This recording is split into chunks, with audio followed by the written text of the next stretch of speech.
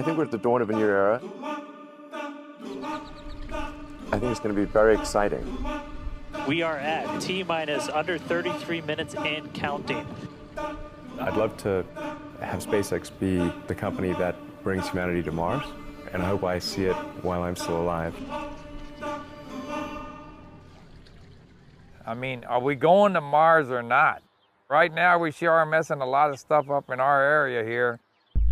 Brownsville, Texas sits at the southernmost tip of the United States. It's a border town of 200,000 people.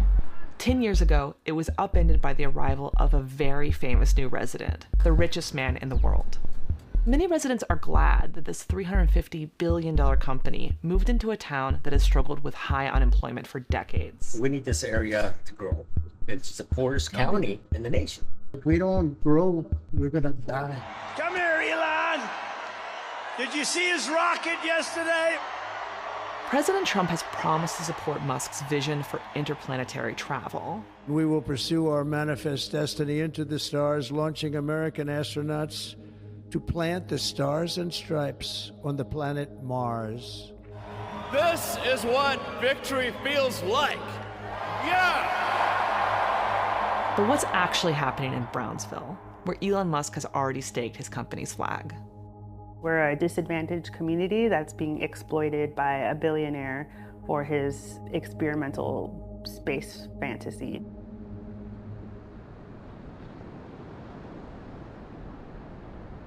We used to go a lot. I mean, before I even married, we would go, and he would go with his family also. And then once we married, we had boys, we were there probably every weekend. It was just a very serene place. I mean, it's still beautiful when you can get there.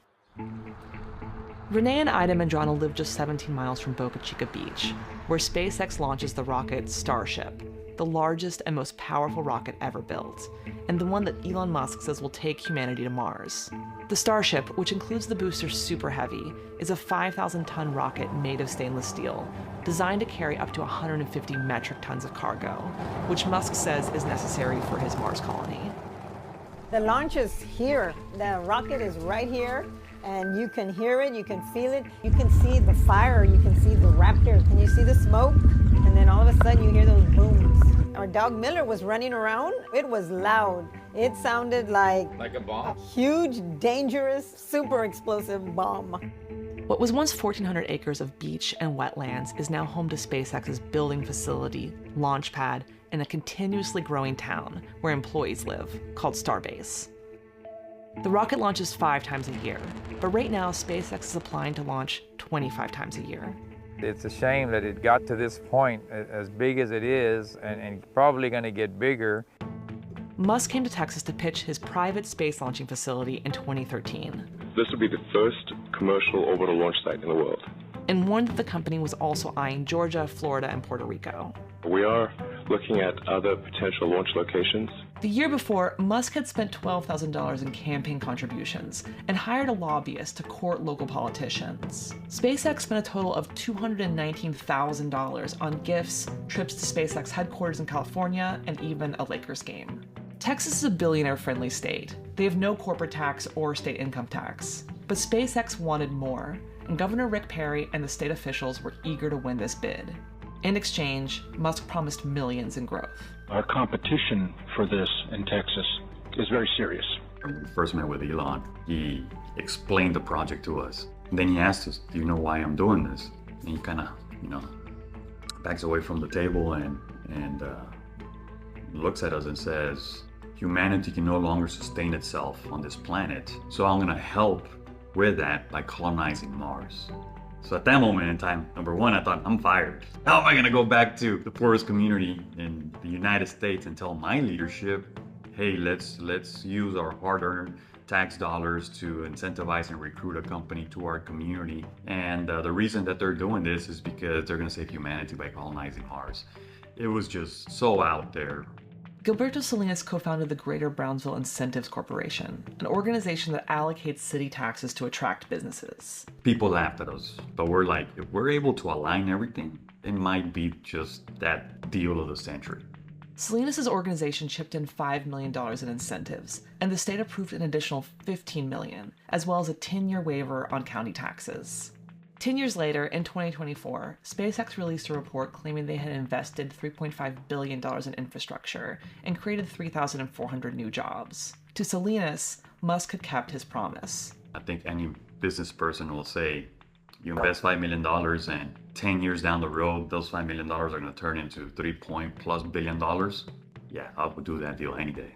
In 2014, SpaceX broke ground. The future of South Texas takes off right behind me. This was the frontier at one time, and it's the frontier again. Musk is really good at getting government subsidies. In the last few decades, he's gotten hundreds of billions of dollars from federal grants, tax incentives, and state contracts for his companies Tesla and SolarCity. SpaceX was near bankruptcy, and Musk was deep in debt when NASA gave the company a massive handout in 2008. NASA called and told us that we'd won a $1.5 billion contract. And I couldn't even hold the phone. It's like, I just blurted out, I love you guys. They saved you. Yeah, they did. Financially and maybe even emotionally. I'll tell you what, that was definitely helpful. Yeah. But do those subsidies really pay off for towns like Brownsville? We are a low-income community. We're primarily brown and indigenous. We have a very unique and beautiful community. Becca Hinosa is a local environmentalist and activist who has been fighting SpaceX for years. Our people here, we do need jobs. Most of us are in survival mode, and we're in survival mode because we've been exploited so many times by so many different industries, and now SpaceX is part of that. Musk has a reputation for forcing high speeds on his workers and lacks safety standards at his work sites. Reuters reported in 2023 that there had been 600 injuries at SpaceX locations since 2014. One worker has been in a coma after an on-site accident for 3 years. Another lost vision in one of his eyes after being struck while moving a beam. Ya no miré yo nada completamente, entonces yo le gritaba a mi amigo, perdí mi ojo, perdí mi ojo. Musk's worksite in Boca Chica has an accident rate 6 times higher than anywhere in the space industry. Lo que yo miré, he visto yo allí en ese trabajo de SpaceX, no hay suficiente seguridad. Ahí no hay. Besides the $5 million Brownsville gifted to SpaceX when they first arrived, the Greater Brownsville Incentives Corporation has since spent another $1 million to attract space-related startups. Hinosa says it reminds her of a different time in South Texas's past. About 100 years ago, when rich landowners and politicians in the lower Rio Grande Valley tried to lure white settlers to the region to farm. The lower valley was majority Tejano, Mexican Americans who had lived there before Texas was even a state, and it still is today. They advertised our low-income people as cheap workforce and cheap land, come here and exploit. Since Musk's arrival, the launching site and the SpaceX campus have grown, much faster than Hinosa and the Medranos ever imagined. Never did we think that they would be taking over the entire area. It was just Elon Musk is going to come in, he's going to build a little pad, he's going to have a launch, and that's it. But now it's totally different than what was explained. The thing that bothers the Medranos the most is that they can rarely go to Boca Chica Beach, a beach the state of Texas and the city of Brownsville promised the public would be able to visit.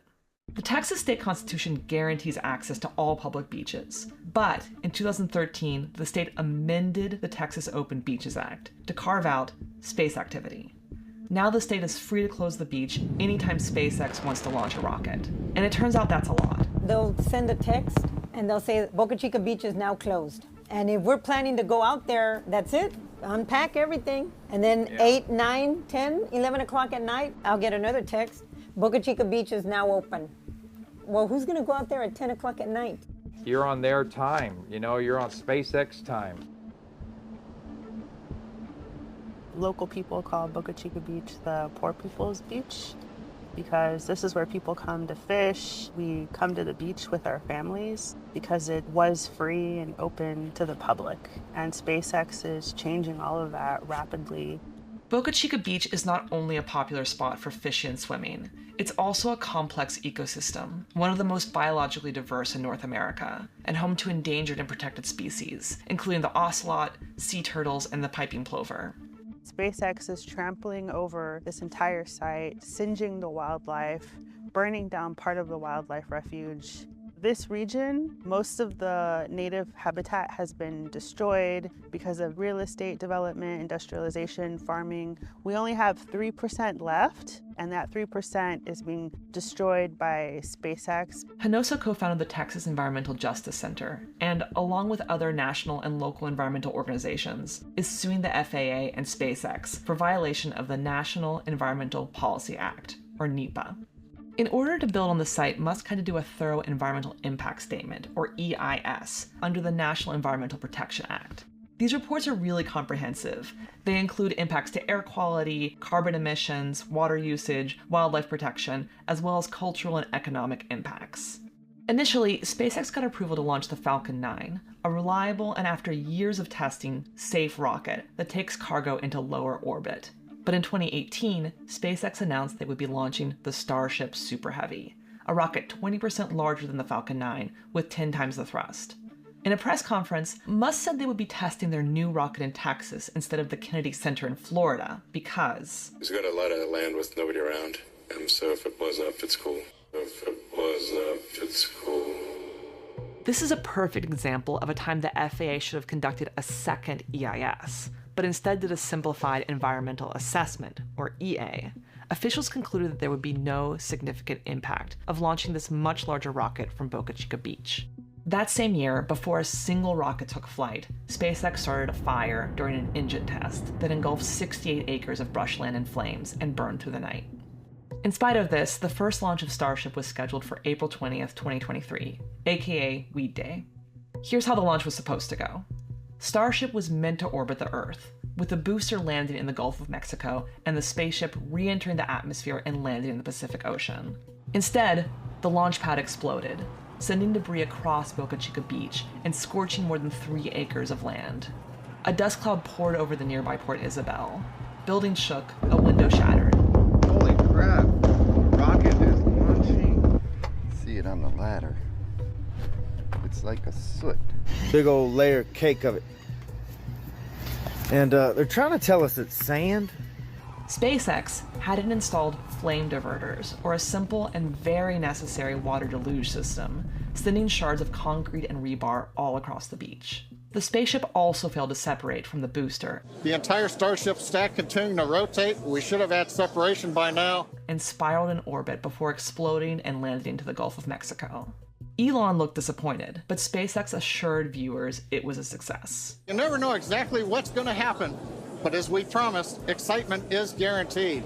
What Elon Musk and what SpaceX tells people is that we are so efficient, we have to develop our rockets by just testing them in the real world. We're not going to use as many computer models to make sure that everything's perfect. And if it blows up, then we're going to get even more data. It's actually good if it blows up. Eric Roche is an environmental engineer who writes about SpaceX at his blog ESG Hound.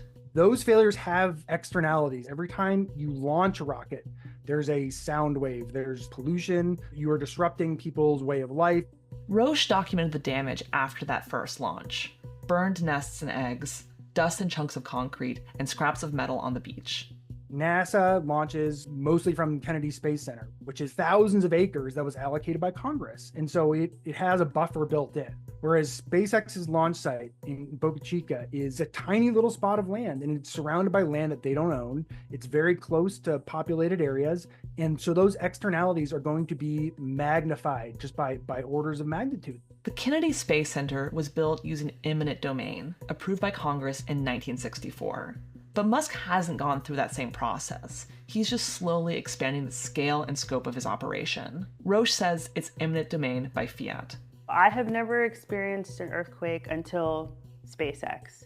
The earthquake that I experienced in my apartment, which is over 20 miles away, is an earthquake caused by a billionaire. Before Musk could launch again, the FAA ground the Starship and launched an investigation, conducted by SpaceX, but overseen by the FAA. They found 63 things that needed to be changed before the Starship could launch again. Musk and his fans goaded officials on Twitter, which Musk owns and has renamed X.com. The investigation closed in September, and the second launch was in November 2023. It was another failure. The Super Heavy booster has just experienced a rapid, unscheduled disassembly. But in 2024, during Starship's fifth flight, the reusable booster separated and returned to the launch tower, which was a major accomplishment for SpaceX. However, not a single one of the launches has successfully gotten cargo into orbit. Musk continued to publicly beef with the FAA, and in September 2024, the FAA charged SpaceX $633,000 for safety violations at its Cape Canaveral station. Musk threatened to sue in return, but never did. As the 2024 election approached, he became increasingly vocal that a Trump victory would free SpaceX from unnecessary regulations. I feel more optimistic about it with a Trump White House. The biggest impediment to progress that we're experiencing is overregulation. The bureaucracy in the U.S. has been growing every year. And after Trump took office, the head of the FAA, Michael Whitaker, stepped down after serving only 15 months of his 5-year tenure. Musk had told him to resign on Twitter just a few months before. We went to Texas in January 2025, just as SpaceX was gearing up for their 7th launch of the Starship. Before every launch, people come from all over the country to tailgate, talk rockets, and perform light shows with their Cybertrucks. The idea of colonizing the moon and going to Mars is also just really inspiring. And it's inevitable. I think the Earth is not infinite in its resources, so we got to start looking elsewhere. That same week, the FAA was hosting a public forum to talk about SpaceX, increasing the number of launches a year from 5 to 25. Both Medranos and Becca Hinosa were there. An EA is a concise document used to describe the anticipated environmental impacts. Residents were able to talk to SpaceX representatives and make comments to a court reporter. They asked about damages to their foundations and windows. They wanted to know how 25 launches a year would impact the fisheries and the wildlife. The information that you're giving us is based on the 5. Yeah. Not on the 2022. But that's also assuming that the climate is going to stay the same. The window. It takes about 30 seconds. It can be shaken here, but it's not expected to cause any serious damage to the houses. 25 makes me laugh, I mean, they had a hard time just with 5 or 6 and keeping all the debris that fall in the Gulf or fall in the bay or fall wherever it falls. The FAA told us there wasn't a significant impact. We know that's not true. And what it looks like is the FAA, once again, just making steps to give SpaceX whatever license they want. The FAA still hasn't announced whether or not SpaceX will be allowed to launch 25 times a year. The 7th launch was late, a week late. So the beach was closed on Friday, and then Saturday, Wednesday, and Thursday, when the rocket finally launched. It ended with an explosion over Turks and Caicos. The vehicle just exploded. The stunning aftermath could be seen by passengers on a plane. This same flight to Miami was rerouted to avoid the debris. Other flights were also diverted. The FAA ground SpaceX again. In December 2024, SpaceX made another surprise announcement. They would apply to incorporate the town of Starbase. For Starbase to become a town, they'll need 201 residents and a majority vote. Luckily for the future town of Starbase, the vast majority of residents in Boca Chica Village are now SpaceX employees that rent from their boss. As SpaceX was developing the Starship, they were also buying up houses in a tiny unincorporated resort town just a few miles from Boca Chica Beach. Boca Chica Village had just 38 houses, mostly occupied by part-time residents that winter in Texas. In 2019, SpaceX offered to buy out all of the residents, saying that with new FAA safety regulations, it wasn't safe for people to stay in the village. This letter that SpaceX sent out is more of a bully attack, a hostile takeover. But at the same time, SpaceX was moving their employees into town and expanding. Soon there were Airstream trailers lining the block, and a new name for the street that was once called Weem Street, Meme Street. If incorporated, Starbase could fund its own utilities, infrastructure, or security forces, and it could create its own local ordinances. It would no longer be a part of Brownsville. It's one thing to come and try to work hand in hand with the community that's here, but it's another thing to absolutely, and I see this, the actual takeover of everything. SpaceX has already proven to be a bad neighbor, and that's why most of us don't want it anymore. You're gonna see Elon Musk a lot in the news these days for his role in dismantling key parts of our federal government. But the real purpose of Doge isn't efficiency, it's deregulation. Musk has shown he wants no oversight for himself or other billionaires like him. The story of Boca Chica is crucial to understanding Musk's playbook for seizing public resources and justifying his campaign as part of a grand vision for humanity, whether that's landing on Mars or creating a more efficient government, a revolution for the people, as he's called it. I wonder, like, in 10 years, when he's done with whatever he's going to be doing, what's going to happen to this area? Who's going to pick up all this mess? Who's going to clean it up? Thanks for watching The Classroom for More Perfect Union. We cover the small and large ways that the 1% are reshaping our world. Boca Chica is an extreme example, but you might also live in a community like that. If so, comment below. And as always, like and subscribe for more videos like this one.